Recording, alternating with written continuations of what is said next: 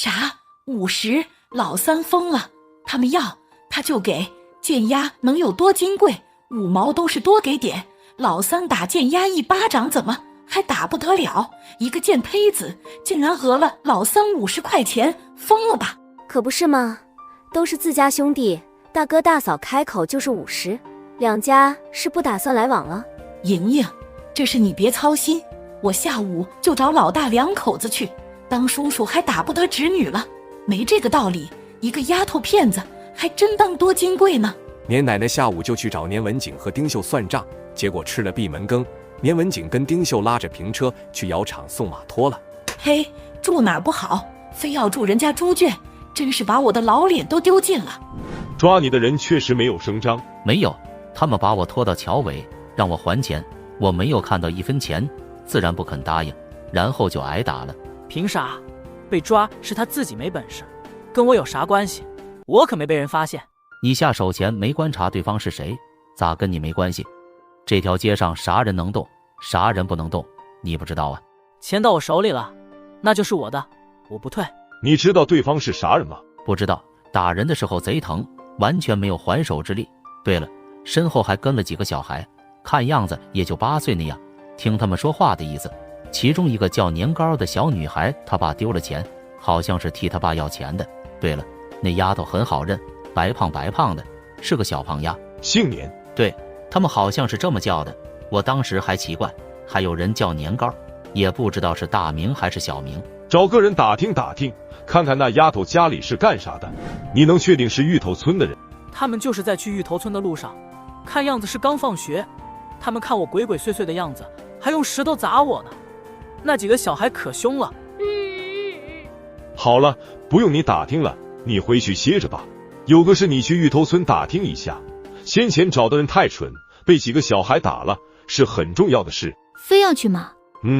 非去不可。那好吧，吃完晚饭，天黑之后我再去吧，免得路上见着熟人。娘，你咋来了？你现在回来干啥？是嫌你不够丢人现眼呢？跟男人私奔的玩意儿，还敢踏进家里大门？娘，我没别的意思，就是回来看看，顺便给您带了点吃的。我稀罕你那点吃的。年奶奶更恶心了，跟人私奔就算了，还是跟个贼私奔，没用的东西，真是丢尽了她的脸。有事说事，没事赶紧走，可别让人看到，要不我在村里没脸见人了。年奶奶耷拉着一张难看的肚肺脸，发紫的嘴唇两侧呈现天然的下垂状态。娘，我没别的事，就是时间长没回来，想看看家里人过得咋样。这么多年，老大老三应该都成家了吧？老大老三自然是成家了，孩子都老大了。老三家的一个叫秀丽，一个叫小俊。老大家没福气，头一个生了个丫头片子，好在没保住，第二个倒是保住了，但也是个操心玩意。提到年糕，年奶奶说话的时候都咬牙切齿。一个贱丫，老大非要让念书，也不知道书念多了能有啥用。丫头片子以后还不得嫁人，在他身上花什么钱？老大两口子没儿子，以后他们老了还不得指望小俊养老。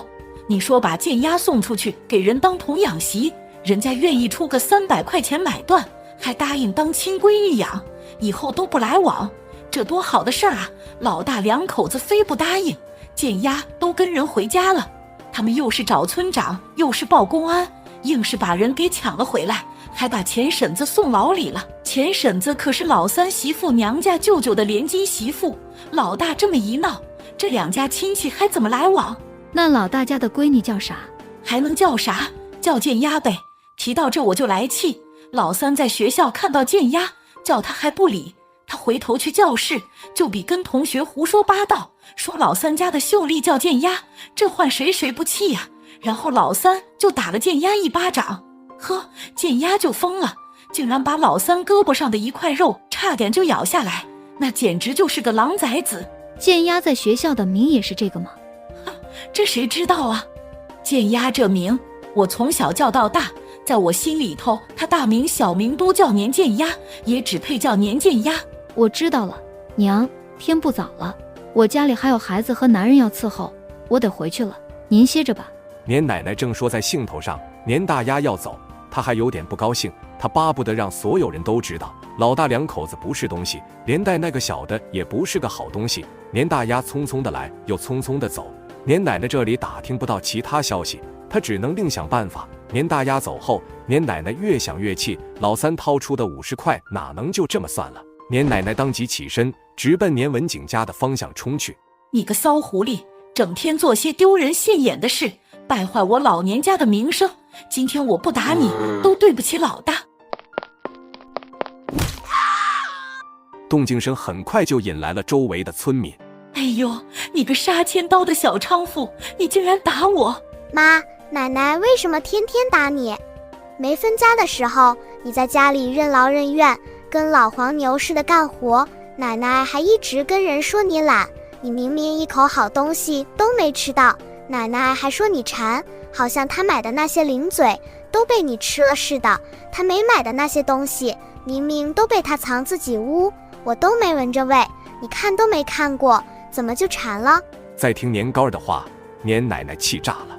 东西我哥自己屋吃着方便，这不是很正常吗？你说你妈不馋，那我哥屋里的东西少了，天天在家没事干的只有他，不是他偷吃的还能是谁？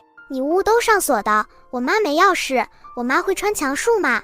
我光看到年秀丽拿钥匙开锁进屋里吃东西，都看到了3次。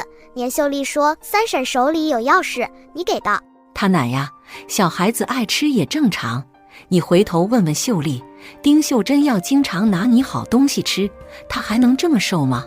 就是啊，看她瘦的就剩皮包骨了。我家那儿媳妇才是真馋，天天零嘴不离口。看看她胖的，这爱不爱吃，嘴馋不馋的，其实明眼人一眼就看得出来。附和的老太太最后这句话杀伤力太大，直接说的年奶奶脸色涨得通红。